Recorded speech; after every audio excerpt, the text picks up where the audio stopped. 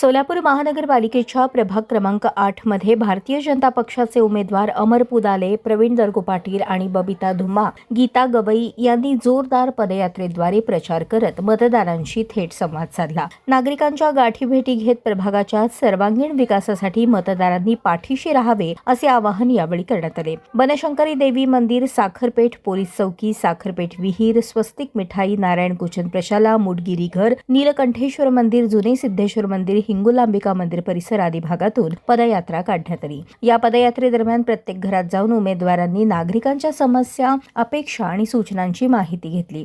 पाणी पुरवठा, रस्ते, स्वच्छता, ड्रेनेज, आरोग्य सुविधा तसेच युवक व महिला प्रश्न यांच्यासारख्या मुद्द्यांवर नागरिकांनी मते मांडली। यावेळी उमेदवारांनी सांगितले की प्रभागातील मूलभूत सुविधांचा दर्जा उंचावणे, रखडलेली विकास कामे मार्गी लावणे आणि पारदर्शक व जबाबदार प्रशासन देणे ही आपली प्राथमिकता राहील। नागरिकांच्या विश्वासावरच विकासाची गाडी पुढे जाते। सर्वांच्या सहकार्याने प्रभाग 8 आदर्श प्रभाग बनवू असा विश्वास त्यांनी व्यक्त केला। प्रभाग क्रमांक 8च्या वतीनं साखरपेठ परिसर, चौडेश्वरी बनशंकरी मंदिर पासून ते साखरपेठ परिसर, जुने सिद्धेश्वर मंदिर, हिंगोलांबिका मंदिर या परिसरात होम टूम आम्ही या ठिकाणी चौघांनी केलं।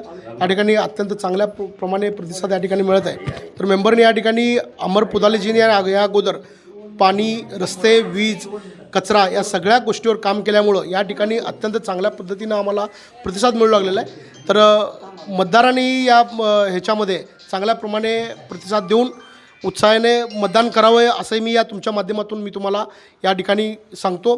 तर 15 तारखेला आपलं मतदान आहे, तर या मतदारांनाही या मार्फत मी आवाहन करतो की 15 तारखेला लवकरात लवकर सर्वांनी मतदान करून या भागातील रहिवाशांनी कमळाच्या बटनावर चारी बटणं दाबून या ठिकाणी प्रतिसाद द्यावा ही अशी आवाहन करतो। प्रभाग क्रमांक 8 साखरपेठ या परिसरात होम टूमला मोठा प्रतिसाद मिळत आहे।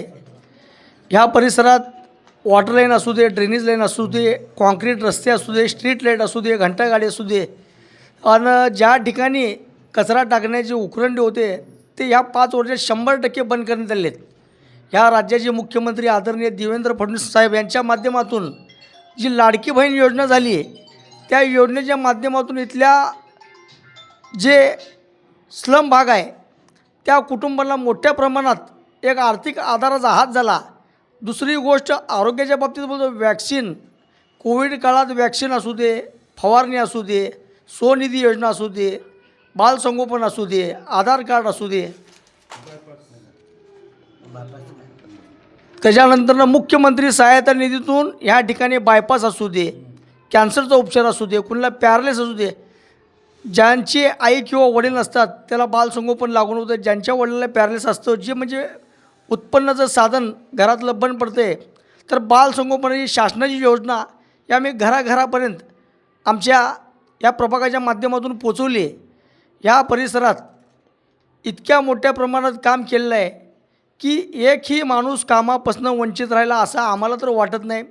आणि येणाऱ्या 15 तारखेला सर्व लोक भारतीय जनता पार्टीला मतदान करून मोठ्या विक्रमी मताने निवडून देतील ह्याचा मला आत्मविश्वास आहे। मी बबिता अनंतकुमार धुम्मा क्रमांक 8 मध्ये क मध्ये उभारले आहे। माझा पती 35 वर्ष BJP पक्षमध्ये काम केल्याबद्दल महिला आरक्षण असल्यामुळे मला संधी मिळाली आहे। त्यामुळं मी त्यांच्या डबल इंजन म्हणून आम्ही आणि आमच्या मिस्टर मिळून हे सगळं कार्य आम्ही करतो। सगळं जनतेचं सगळं काय आहे ते सेवा करतो आम्ही। 15 तारीखला वोट घाला, मग घरातून बाहेर येऊन सगळ्या चारी कमळाला बटन दाबून विजयी करा। क्रमांक विजय देशमुख आणि रोहिणी तळवकर यांनी आम्हाला निवडून त्या विश्वासाने आम्ही सगळ्या गोष्टी आणि पुदाले सरांच्या मार्ग ह्याच्यात आम्ही जाणार आहोत। त्यांची साथ आम्हाला आहे, आम्ही सगळं व्यवस्थित करू। पदयात्रेला स्थानिक कार्यकर्ते, महिला, पुरुष, नागरिक आणि ज्येष्ठ नागरिक मोठ्या संख्येने उपस्थित होते। घराघरातून मिळालेल्या सकारात्मक प्रतिसादामुळे प्रचाराला उत्साहाचे वातावरण निर्माण झाले। नागरिकांनीही आपल्या परिसराच्या विकासासाठी अपेक्षा व्यक्त करत सहकार्याचे आश्वासन दिले।